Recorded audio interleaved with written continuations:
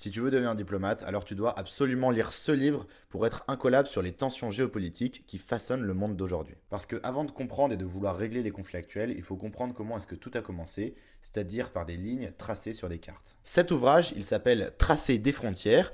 Il a été écrit par Jean-Baptiste Weber et David Perrier, professeurs en histoire et en géographie, donc autant te dire qu'ils savent de quoi ils parlent. En fait, la force des auteurs, c'est qu'ils s'appuient sur plein de cas concrets. Par exemple, le cas du Sahara occidental, le cas de l'enclave russe de Kaliningrad en Europe, les accords de Sykes-Picot qui ont littéralement dessiné tout le Moyen-Orient, ou encore le conflit entre le Cambodge et la Thaïlande. D'ailleurs, on a vu que cet été, c'était un conflit qui avait repris de l'importance, qui a repris de l'intensité, donc c'est quelque chose qui reste extrêmement actuel.